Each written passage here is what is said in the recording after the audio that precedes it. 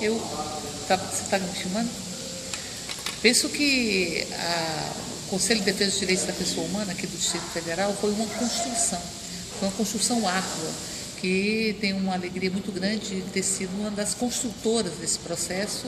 Na ocasião, ocupava a presidência da Comissão de Direitos Humanos da Câmara Legislativa. Nós construímos o Conselho exatamente para que o Conselho pudesse ter a sua autonomia e que pudesse defender os direitos das pessoas, que muitas vezes o direito da pessoa, para ser assegurado, tem que se lutar contra o próprio Estado. Até porque neste país, tão marcado por casas grandes e senzalas, o Estado é o maior violador de direitos, o Estado nas suas mais variadas expressões.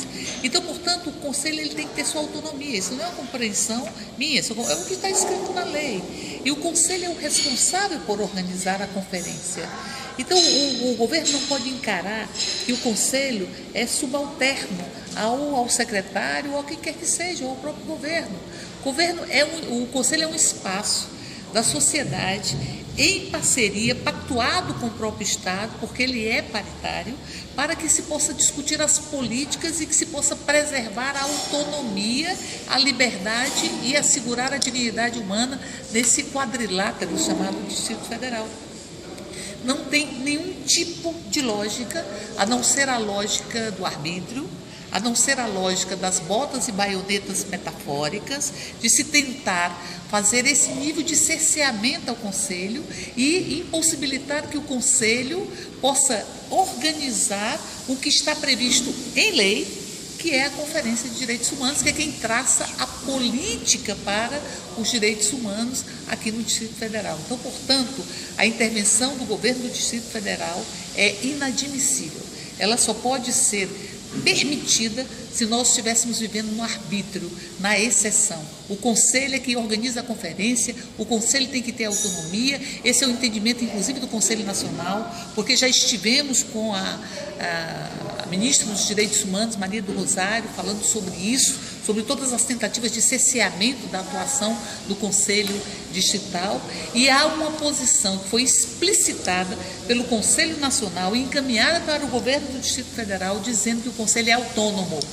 O governo do Distrito Federal tem que entender que nós vivemos numa democracia e tem que contribuir para a construção desta democracia. Se há divergência com as deliberações do Conselho, o melhor caminho é que o governo chame o Conselho e se discuta.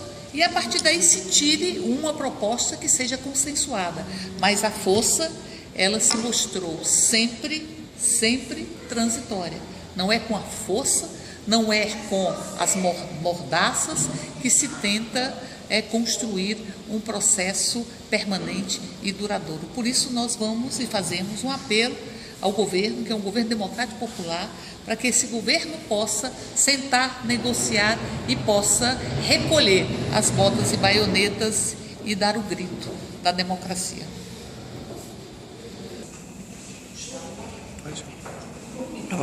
O governo do Distrito Federal ele se excede na medida em que ele tenta impedir que o Conselho de Direitos Humanos cumpra o seu papel, que é organizar a Conferência de Direitos Humanos. Nós todos estamos muito tristes, todos nós, conselheiros de direitos humanos, com a atuação, porque ela se dá no próprio governo democrático popular, como disse a deputada Érica Cocai. A sociedade espera que o governo devolva as prerrogativas do Conselho para que ele continue atuando e encerre o seu mandato com o mínimo de dignidade possível. Essa atuação do governo do Distrito Federal ela não se coaduna com o Estado democrático de direito, ela não cumpre o seu papel na perspectiva de inclusive, enfrentar as violações de direitos humanos, né? Todos nós esperamos que o governo retome esperamos que o governo retome as atribuições do governo, devolva os mandatos para a sociedade civil e para que essa própria sociedade civil possa discutir um sistema de direitos humanos, que pretende criar uma política de direitos humanos no Distrito Federal com a participação da sociedade civil. Não tem sentido a realização de uma conferência na medida em que ela é organizada, gerida